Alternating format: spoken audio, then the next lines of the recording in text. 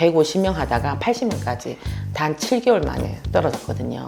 근데 그때 제가 정신 차리고 컴퓨터 배워서 블로그 배워서 저희 학원이 뭘 하고 있는지, 얼마나 우리 아이들 잘 가르치는지 사랑하는지를 제가 글로서 보여드리고 나서는 네, 지금 잘 하고 있습니다.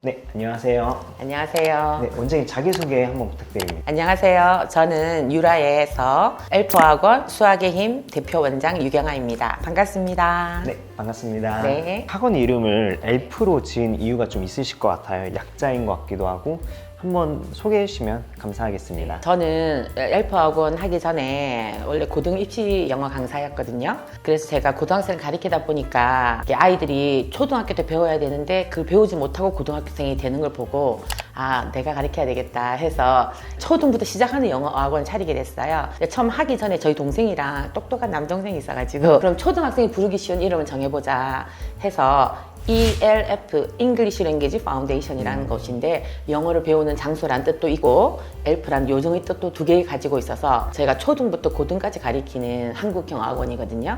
그래서 그 이름이 딱 맞는 것 같아서 ELF 엘프 학원을 정하게 되었습니다. 엘프 학원에 대해서 소개 한번 부탁드릴게요. 저희 엘프 학원은 유라 대표 어학원 엘프 학원이고요. 제가 이 학원을 만들 때 한국형 어학원이라고 정해서 초등부터 고등까지 저희가 가르치도록 되어 있어요.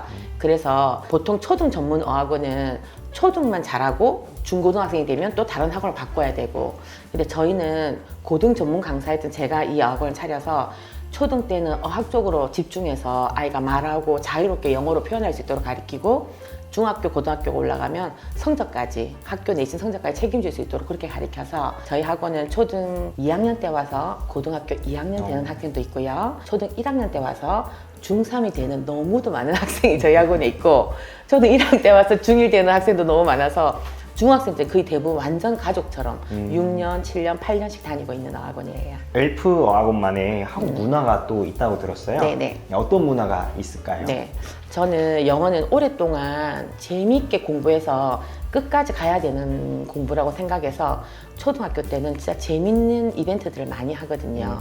그래서 저희는 이게 영어가 언어를 배우는 거지만 다른 나라의 문화를 배우는 거라 생각해서 제가 외국에서 공부할 때 공부는 쉬운데 그 나라 문화에 적응하는 게 힘들더라고. 제가 사실 막 외향적이지 않아서 노는 걸 잘 못해가지고 캐나다에 있을 때 보니까 시험 잘 칠 수 있는데 그 같이 파티하고 이런 게 저희 너무 힘들었어요. 그래서 저희 아이들이 좀 글로벌한 학생들로 자랐으면 해서 저희 학원은 매달 학원에 이벤트가 있어서 이 3월 달엔 무지각 무결석 이벤트가 있습니다. 그리고 단 한 번도 지각하고 결석하지 않으면 엄청난 포상을 해주고 또 복학킹 콘테스트라고 있는데 저희는 기본적으로 학원이 즐거운 학원으로 되어 있거든요. 네. 그래서 복학킹 콘테스트 할 때도 아이들한테 그냥 시험 범위를 한 달 전에 미리 주고 그냥 자유롭게 스스로 공부할 수 있도록 하는데 장난 아니게 공부하거든요. 초등 4학년 학생들이 네. 학원 마치고 도서관에 가서 여학생 둘이서 열심히 공부를 해서 이번에 100점을 맞았는데 그게 한 400개 단어 중에서 100점 맞았는데 저희도 깜짝 놀라고 부모님도 깜짝 놀랄 정도로. 근데 저희는 그러면서 칭찬하고 상 주고 다 같이 모여서 박수 치고 난리 나거든요. 그래서 아이들이 스스로 공부할 수 있는 분위기를 저희가 만들려고 하고요. 그리고 학원에 뭐 할로윈 같은 경우는 어린이 파크다 할 정도로 저희가 준비해서 열심히 하고 있어서 아이들이 좀 즐겁게 공부하고요. 그리고 저희가 블루티데이라고 있어요. 5월 5일 날 어린이날 때 저희가 선물로 아이들한테 파란색 티를 다 선물로 주거든요. 네네. 그럼 저희가 초등학생이 워낙 많다 보니까 한 학교에 한 100명, 80명 정도 저희 학원 아이들이 다니고 있고 그날 지정된 날에는 다 블루티를 입고 와서 학원에서 네. 그날 이제 아이스크림 먹고 수업하거나 뭐 뽑기하고 수업하거나 이렇게 하거든요. 근데 그것도 아이들이 좀 소속감을 가져서 이제 저희가 진짜 엘프는 역시 엘프가 최고, 어머님들도 다 저희한테 그렇게 말씀해 주실 정도로 그냥 저희가 아이들이 또 너무 즐겁고 재밌게 다니고 그걸 가지고 또 공부하는 동기부여를 할 수 있도록 그렇게 하고 있습니다. 블로그에서 봤는데 타노스 특강이라는 것도 있는데 네. 자세하게 한번 좀 말씀을 부탁드리겠습니다. 타노스 특강은 이제 꿈찾기 프로젝트예요. 사실 이제 이게 다 제가 옛날에 엘프 학원 하기 전에 서울에서 고등학생들 가르칠 때 고등학교 공부가 워낙 어렵고 입시가 너무 힘들다 보니까 이제 아이들이 자꾸 방황하고 공부 안 하고 이럴 때 저희가 맡아서 제가 공부를 가르쳤거든요. 네. 그래서 제가 아이들 고등학생 가르칠 때 그 아이들 플래닝을 짜도록 해주고 그 아이들이 꿈을 찾도록 저는 그것만 해줬는데도 애들이 서울대 가거나 아이비리그 가거나 연구대를 가더라고요. 그래서 그게 저희 엄청 큰 강점이었는데 네네. 제가 엘프 학원 하면서 저희 아이들이 초등 1학년 때 와서 6학년이 되고 중학생이 되다 보니까 이 아이들을 위해서 제가 해주고 싶어서 예비 중1을 대상으로 여름 방학 때 하고요. 네. 4주 동안 수요일마다 4번을 하도록 되어 있어요. 이게 플래닝이라는 게 엄청 중요한 거거든요. 플래닝이 이게 아이가 그냥 우리가 내가 뭐가 되고 싶다는 게 그냥 꿈만 가지고는 되는 건 아니고 그 꿈을 키워놓고 그 꿈을 찾기 위해서 자기 계획을 세워보는 거예요. 꿈을 물어보니까 9시 뉴스 앵커가 되겠다 이런 아이들도 있고 소설가가 되겠다는 아이들도 있어요. 그럼 그 꿈이 이미 정해졌고 나 자신을 알고 있으면 그 꿈을 이루기 위해서 내가 중학교 때는 어느 정도의 성적을 고등학교 때는 어느 정도의 성적을 받아야 되는지 그 정도 성적 받기 위해서 내가 어느 정도 공부를 해야 되는지 그런 걸 세세하게 세울 수 있는 저희가 이렇게 프린트물을 주거든요. 거기다 다 아이들이 그걸 써서 또 다 발표해요. 선언하는 게 엄청나게 중요하거든요.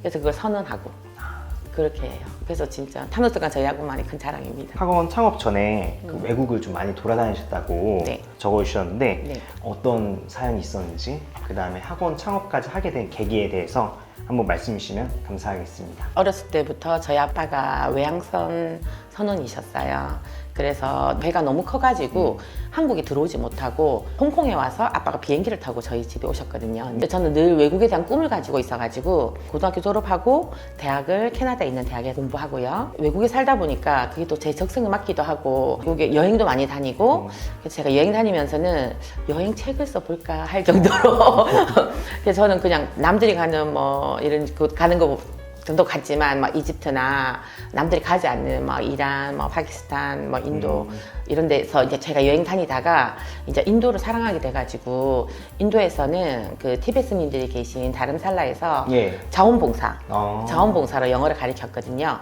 그래서 티베트님들 영어 가르치고 티베트님들은 히말라야산을 넘어오셨기 때문에 영어를 하나도 못하시고 인도에 오지만 살기 위해서 영어를 익혀야 돼서 전 세계의 젊은이들이 가서 영어를 가르쳤어요. 근데 제가 문법 제일 잘하기 때문에 제가 그럴말을 가르쳐줬거든요. 그래서 네. 한 6개월 정도만 되면 그냥 말할 수 있도록 정도까지 저희가 영어를 그렇게 가르치다가 한국에 다시 돌아와서 제가 할 수 있는 게 영어가 잘 가르치는 거라서 고등학생들을 서울에서 영어를 가르치다가 네네. 고등학교 때 너무 아이들이 어려워하고 힘들어하니까 근데 초등부터 내가 잘 가르치자 하는 마음으로 유라에서 엘프 학원을 해서 지금 제 계획대로 아이들 즐겁고 재밌게 동기부여하면서 네, 영어 가르치고 있어요. 그 말씀 중에 궁금했던 게 고등학생 아이들이 좀 어렵다고 했잖아요. 네. 그 이유가 무엇이었을까요? 우리나라는 그러니까 중등까지 영어는 미국 아이들의 한 4학년 정도 영어 수준이에요. 우리나라 교과서 자체가. 네네. 근데 고등학교 1학년부터는 그 자기가 고등학교 1학년 때 배우고 있는 사회, 과학, 시사 이런 것들 영어 교과서에 나오다 보니까 그리고 수능도 그렇고 고등학교 1학년, 2학년들은 미국 아이들이 고등학교 1학년, 2학년 수준이에요. 아이가 준비되지 않았는데 고등학생 되면 그렇게 갑자기 어려워지는 거거든요. 근데 그 고등학교를 가르치지 않은 선생님은 잘 몰라가지고 초등학교 때 재밌게만 가르치기 때문에 그게 안 되는 경우가 많이 있어요. 저희 학원에 원어민 선생님이 엘렌 선생님이라고 계신데 9년 동안 저희랑 같이 일하고 있어요. 네. 저희 고등학교 애들 모의고사를 보면 깜짝 놀라면서 이걸 대체 누가 푸냐는 거예요. 미국 아이들의 고1이 풀어도 틀리는 문제를 우리나라 아이 고1이 풀어서 맞춰야 되거든요. 그래서 고등학교 문제 자체가 어렵습니다. 그래서 초등 때부터 잘 계획해서 공부하는 게 저는 중요하다고 생각해요. 그래서 초등 쪽으로 가시게 된 계기가 네, 초등부터 시작하게 된 거죠. 고등학교 때 맡아보니까 너무 아이가 안 돼 있는 상황에서 너무 힘드니까 제가 초등부터 맡아서 제일 즐겁게 공부하면서 좀 실력을 많이 쌓아놓고 고등에 올리자. 저희는 그렇게 생각하고 있거든요. 네, 그 원장님께서 학원 운영을 10년 정도 운영하셨다고 들었는데 네. 그 기간 중에 좀 가장 힘들었을 때는 좀 언제이며 어떻게 극복하셨는지에 대해서 한번 말씀해 주시면 감사하겠습니다. 네. 저는 제가 사실 고등학생 전문으로 과외도 했었거든요. 학원 하기 전에. 네. 근데 제가 혼자서 80명 정도 가르칠 정도로 그때도 막 대기자를 세울 정도로 저희가 잘했단 말이에요. 전 제가 엄청 잘하는 줄 알고 엘프 학원 차렸어요. 근데 이제 학원이라는 곳은 저 한 명이 개인기로 잘할 수 있는 곳은 아니더라고요. 그래서 3년 정도는 잘 운영을 하다가 3년 때부터는 등록하는 학생이 없는 거예요. 저희가 아무리 열심히 잘해도 어느 누구도 알아주지 않는 거예요.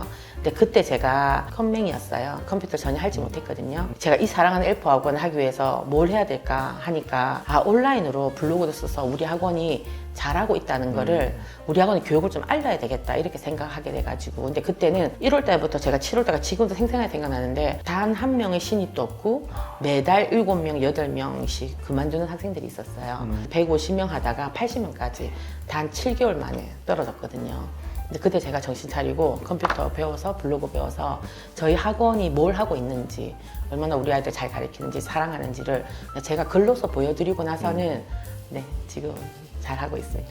그럼 그때 이후로 블로그로 유입된 학생들이 좀 많이 늘어난 건가요? 네, 엄청 많고요. 제가 또 해보니까 글을 잘 쓰더라고요. 근데 제가 워낙 가르치는 일을 좋아하고 사람을 좋아하다 보니까 제가 블로그에 그냥 저 자신을 담거든요. 그래서 저희 학원은 어머니들이 상담 오실 때 앉자마자 요경아 원장님이십니까? 이거 먼저 어머니들 이미 제 글을 다 읽어보고 오시기 때문에 그래서 저희는 등록도 쉽고 상담도 엄청 쉬워요. 어머니들이 그냥 읽어보신 것 중에서 모르는 거 있으면 저한테 질문하시면 그거에 제가 대답해 주셔서 한 10분, 15분이면 그냥 다 등록 보통 다 하고 보통 가세요. 이제 블로그에서 다 정보를 확인하고 오시니까요. 네.